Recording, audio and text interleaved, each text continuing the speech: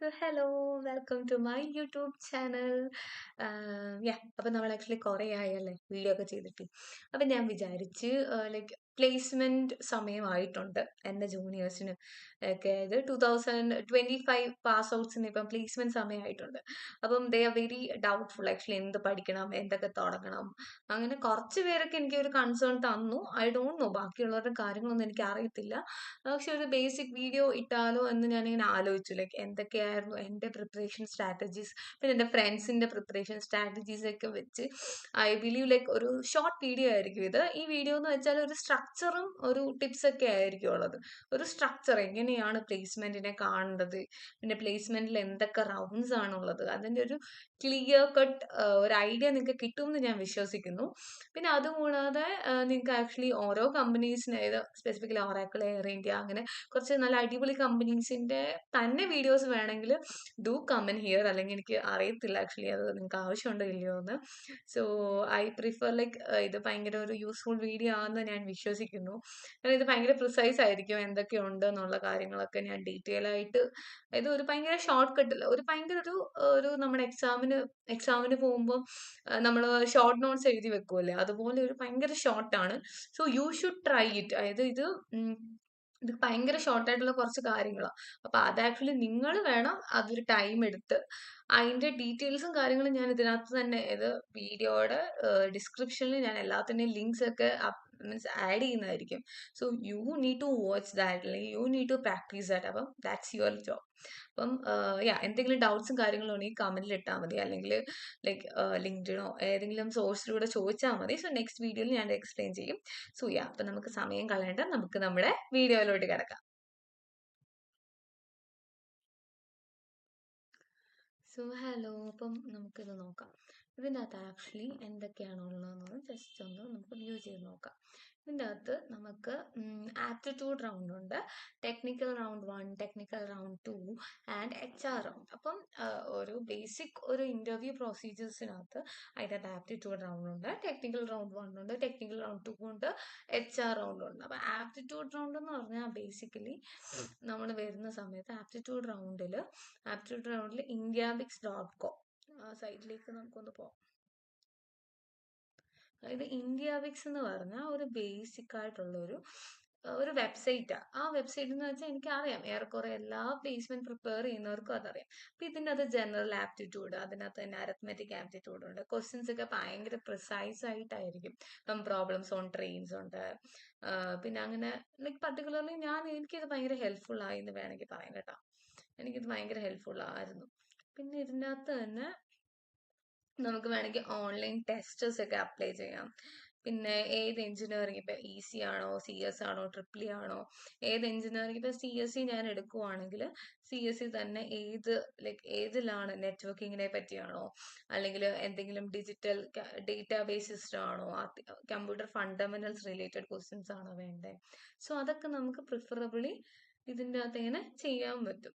പിന്നെ നമുക്ക് പിന്നെ ഇതിനകത്തുള്ളതെന്ന് വെച്ചാൽ ഓൺലൈൻ ടെസ്റ്റേഴ്സ് ഉണ്ട്. എപ്പോഴും ഓൺലൈൻ ടെസ്റ്റേഴ്സ് ഒക്കെ അവൈലബിൾ ആണ് ഇതിനകത്ത്. ഓൺലൈൻ നോൺ വെർബൽ ടെസ്റ്റ്, അപ്പോൾ ഈ ടെസ്റ്റ് നമ്മൾക്ക് എടുക്കാൻ പറ്റും. ടെസ്റ്റ് ജസ്റ്റ് ക്ലിക്ക് ചെയ്യുക, എന്നിട്ട് ആപ്റ്റിറ്റ്യൂഡ് ടെസ്റ്റ് 1 ജസ്റ്റ് ക്ലിക്ക് ചെയ്യുക, എന്നിട്ട് സ്റ്റാർട്ട് ടെസ്റ്റ് കൊടുക്കുമ്പോഴത്തേക്ക് എങ്ങനെ ക്വസ്റ്റ്യൻസ് ഒക്കെ കാണാം. അത്രയും ഭയങ്കര സിമ്പിളാണ്. ലൈക്ക് നമ്മൾ ഇരുന്നൊന്ന് ചെയ്താൽ കിട്ടാവുന്ന കാര്യങ്ങളേ ഉള്ളൂ. അപ്പം ഇതൊന്ന് നിങ്ങൾ ഗോ ത്രൂ ചെയ്യുക, ഈ കാര്യങ്ങളൊക്കെ. HR ഇന്റർവ്യൂ എങ്ങനെ നടക്കണം, ഇതിന്റെയും കുറേ കാര്യങ്ങളുണ്ട്. അതായത് എല്ലാത്തിൻ്റെയും കുറേ ബ്രീഫായിട്ടുണ്ട്. അതിനെപ്പറ്റി ഞാൻ കിടക്കുന്നില്ല. എല്ലാത്തിൻ്റെയും ഒരു ഷോർട്ട് കട്ട് കാര്യങ്ങളാണ് ഞാനിപ്പോൾ ഇതിലൂടെ പറയാൻ പോകുന്നത്. അപ്പോൾ നിങ്ങൾക്ക് ആക്ച്വലി ലൈക്ക് ആപ്റ്റിറ്റ്യൂഡ് റൗണ്ടിന് ഏറ്റവും ഐ പ്രിഫർ indiabix. അടിപൊളി സാധനമാണ് indiabix. ഞാനത് എനിക്ക് ഭയങ്കര ഹെൽപ്ഫുൾ ആയിരുന്നു. പിന്നെ പ്രെപ്പ് ഇൻസ്റ്റ എന്ന് പറഞ്ഞൊരു യൂട്യൂബ് ചാനലുണ്ട്. ആ യൂട്യൂബ് ചാനലിൽ ഏറെക്കുറെ നല്ല അടിപൊളിയായിട്ടാണ് അവര് വീഡിയോസും അവര് ഭയങ്കര അടിപൊളിയായിട്ടാണ് ഓരോ We have a tailored course on company wise ആണ് ഇന്റർവ്യൂ ഇതെല്ലാം പറയുന്നത്. കോഴ്സിന്റെ സ്ട്രക്ചർ ഇതിപ്പോ TCS കാണാം, പിന്നെ കോഗ്നിസന്റ് കാണാം, ഗോൾഡ്മാൻ സാക്സ്, TCS തന്നെ കുറെ ഉണ്ട്, ആക്സെഞ്ചറിന്റെ തന്നെ അസസ്മെന്റ് ടെസ്റ്റ്. അപ്പം ഐ പ്രിഫർ ആക്സെഞ്ചർ ഒക്കെ പ്ലേസ്ഡ് ആവാൻ ആഗ്രഹമുള്ള ആൾക്കാരൊക്കെ ഈ ഒരു പ്രെപ്പ് ഇൻസ്റ്റ ചാനലും കണ്ട് ഇന്ത്യ വിക്സും ഒന്ന് ജസ്റ്റ് ചെയ്തു തുടങ്ങിയാൽ that will be very preferable, like ഭയങ്കര അടിപൊളിയായിരിക്കും.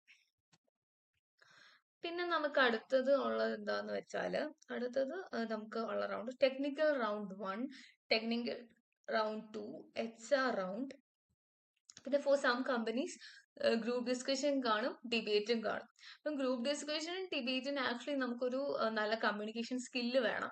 പിന്നെ അതുകൂടാതെ നമുക്ക് ഏറെക്കുറെ കുറച്ച് പ്രാക്ടീസ് ഉണ്ടെങ്കിൽ നല്ലതായിരിക്കും. അതായത് നമ്മൾ ഫ്രണ്ട്സ് ഒക്കെ ആയിട്ട് ചുമ്മാ ഡിബേറ്റും GD ഒക്കെ ഇംഗ്ലീഷിലാണ് കേട്ടോ. കാര്യങ്ങളൊക്കെ ലൈക്ക് കമ്പനീസ് ഒക്കെ ഇംഗ്ലീഷിലാണ് വരികയും ചോദിക്കുകയൊക്കെ ചെയ്യുന്നത് ഇംഗ്ലീഷ് തന്നെയായിരിക്കും.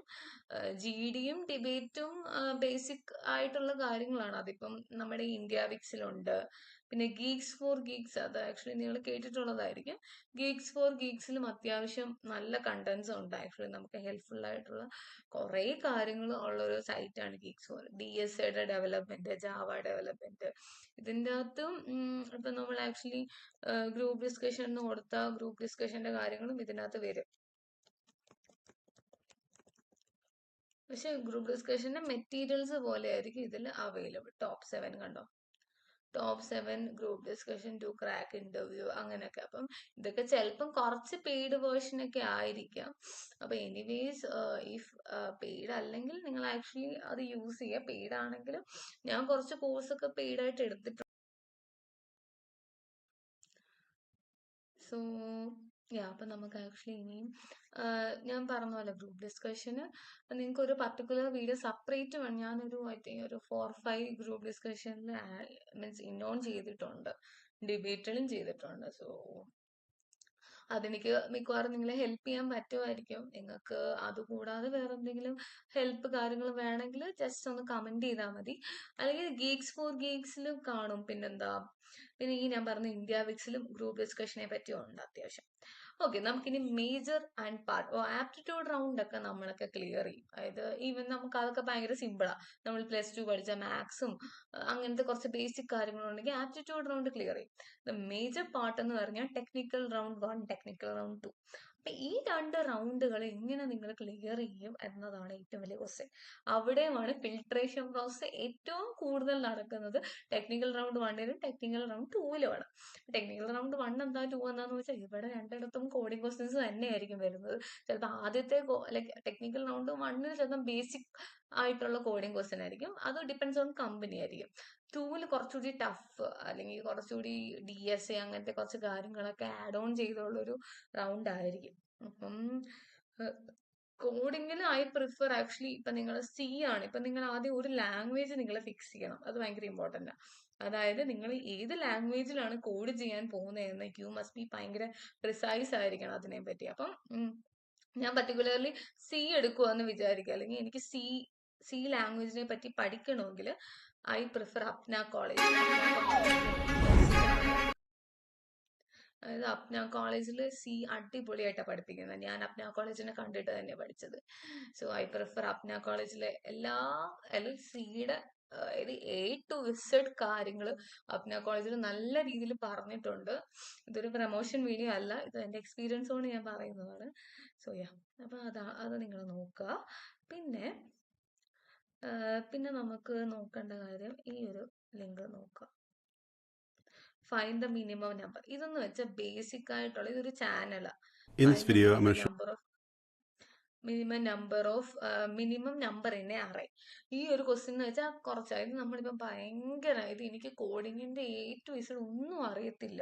ഞാനിപ്പം CS ഡിപ്പാർട്ട്മെന്റ് അല്ല, അല്ലെങ്കിൽ എനിക്ക് പക്ഷെ ടെക്നിക്കൽ ജോബ് വേണമെങ്കിൽ നിങ്ങൾ ആക്ച്വലി ഫസ്റ്റ് ഈ C പ്രോഗ്രാമിംഗ് പഠിക്കുന്നതിന്റെ കൂട്ടത്തിൽ ഈ ചാനൽ ലിങ്ക് കൂടി എടുത്ത് ബേസിക് ക്വസ്റ്റ്യൻ ആയത്, ബേസിക് എന്ന് വെച്ചാൽ നമ്പർ ഇൻ അറേ സ്മോളസ്റ്റ്, അതായത് എത്ര ക്യാപിറ്റൽ ലെറ്റേഴ്സ് ഉണ്ട്, ഇപ്പൊ ഒരു പർട്ടിക്കുലർ വേർഡ് തരുക.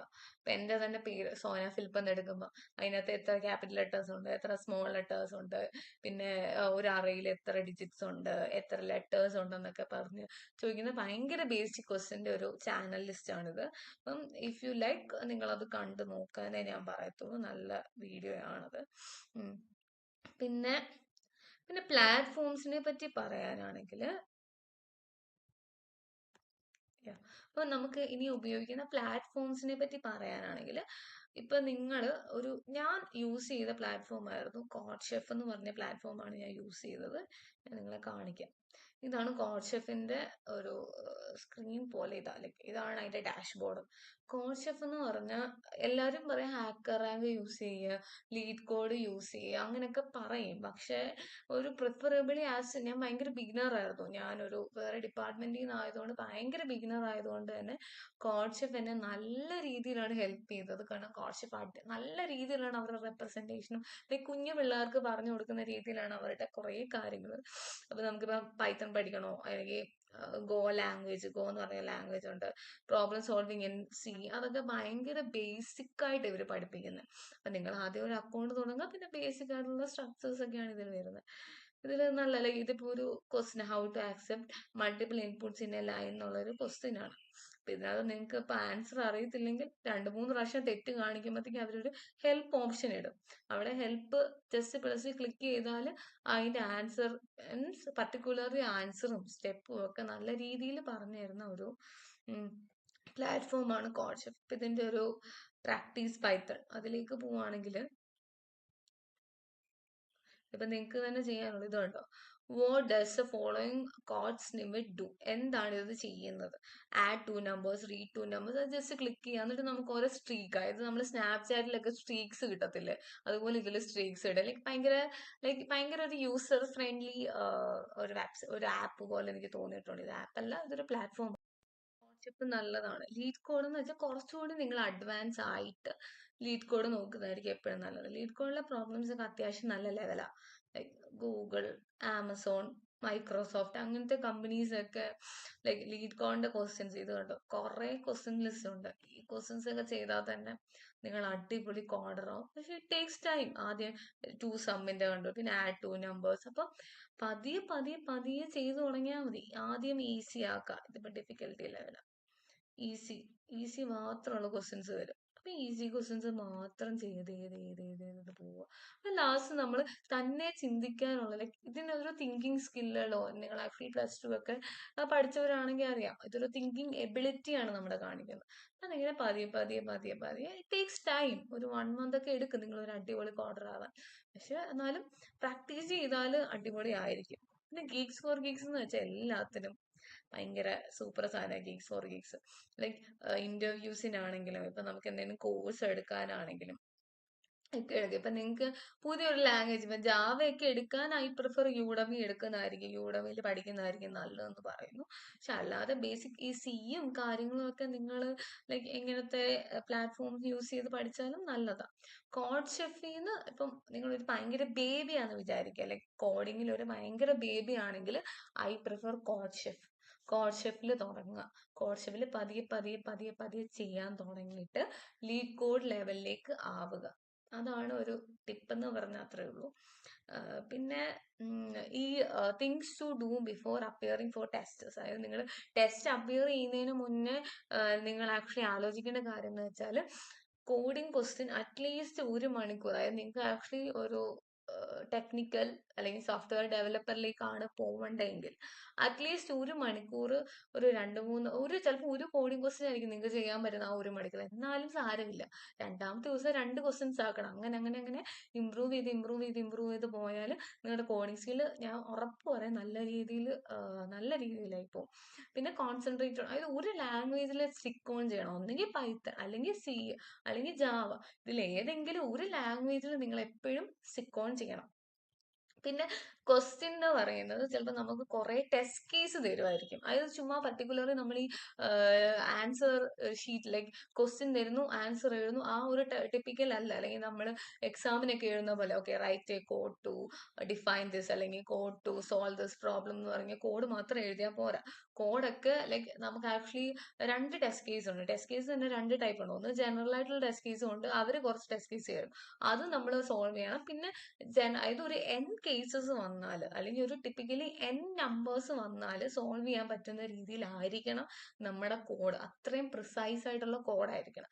അപ്പൊ ആ ടെസ്റ്റ് കേസ് എത്ര എണ്ണം നമ്മൾ പാസ്സാവുന്നു അതനുസരിച്ചായിരിക്കും നമ്മളെ അടുത്ത റൗണ്ടിലേക്ക് കിടക്കുന്നത്. ഓക്കെ, ഇപ്പൊ ടെസ്റ്റ് കേസ് എന്താണ് അതിന്റെ കാര്യങ്ങളൊക്കെ നിങ്ങൾക്ക് അറിയണമെങ്കിൽ നിങ്ങൾ ജസ്റ്റ് കമന്റ് ചെയ്താൽ മതി, ഞാൻ കുറച്ചുകൂടി ഡെപ്തിൽ പറഞ്ഞുതരാം.